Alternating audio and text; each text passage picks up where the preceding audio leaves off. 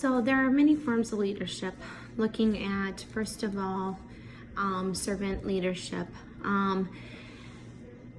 that are displayed throughout organizations. You need to make sure that with any leadership, you are keeping up with the new trends, and specifically nonprofit organizations that depend on this more solely. In servant leadership, it has been seen more so than ever that this is being used, and it has been on a mantle to work underneath them from the leadership to employee level. The leadership is being able to be served by the employees to then represent their official needs better and seeing the aspects from which they're coming from. To be a leader under the servant leadership model, you have to be confident and want to make a difference in the order of power. With this being said, the leaders have a direct connection to the organization and want to make sure that they are overall being understood by all levels. When they are moving forward, they want to make sure they're collaborating with the employees to make sure that they're getting their feedback, and this creates successful bonds moving forward to collaborate, plan, and establish goals as a team to move forward. The Catholic Relief Services, which I've picked for my nonprofit organization, really utilizes servant leadership by empathy, collaboration, and listening overall to be able to determine not only the needs of the people that they are serving, but all levels of employees from the ground up to build a very firm foundation. This has, in return, created success for the Catholic Relief Service overall.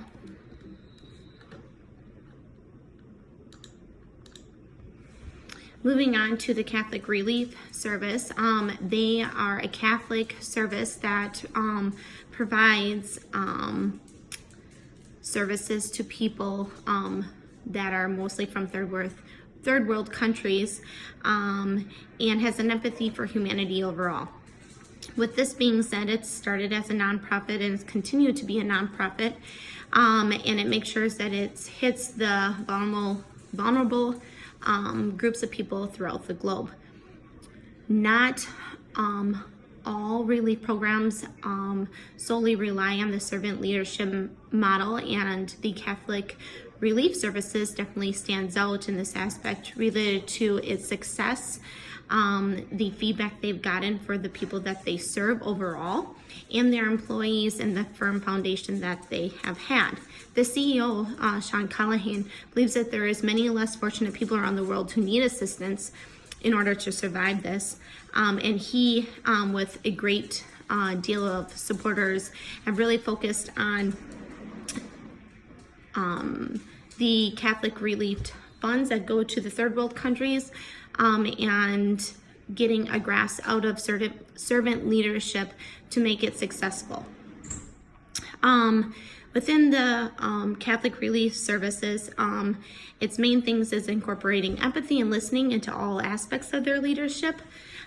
This gives levels of the Catholic Relief Services an insight on improvements that need to be made, and then the correct planning strategies to implement and provide higher quality of service, as is demonstrated and is proven by their ability to sustain and moving forward as a nonprofit. The impacts of servant leadership and the success of the Catholic sources provided to the third world countries are significantly impacted not only by the servant leadership, but the leaderships that have been successful in communicating the needs, and it receives a higher level of trust overall from the employees.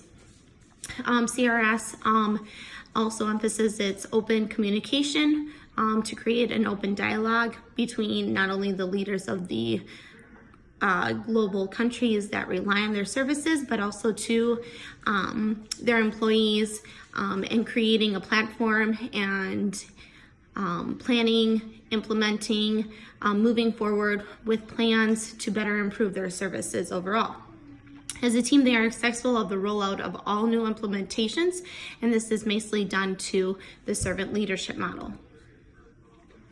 My leadership beliefs overall is literally listening to someone's entire plan is key to vital to leadership. Going back to the simple fact that you got 2 ears and 1 mouth, and another fellow person said this in our communication, but to listen fully and do less talking. Receiving feedback as a whole team. When you receive back as a whole team, collaborate as a team from all levels, you not only empower trust into the employees that you are leading, but then you are also incorporating them in the plan, and they feel more in tuned and part of the plan, and are apt to be a part of the change moving forward. Acknowledging areas of success and improvements openly. In any area, there's always need to improve. And as you collaborate in a team and you as a leader identify the areas of change, you being the first to make the change and be the lead in that, the employees that you lead will follow. Going back to happy employees are displayed, and that goes back to they display if they're happy, and they'll display if they're not happy. As a employee, you want to make sure that you're always incorporating them in your leadership, and that's evident by your servant leadership that the CRS has done overall. And then top leaders should build their leadership levels and people who they trust. So micromanaging overall does not create a successful platform for leadership implementation and development of business, whether it is for the third world countries or anything else overall. But you need to make sure that the leaders that you have put in place below you are people that would be and have the same beliefs and goals at the end of the day.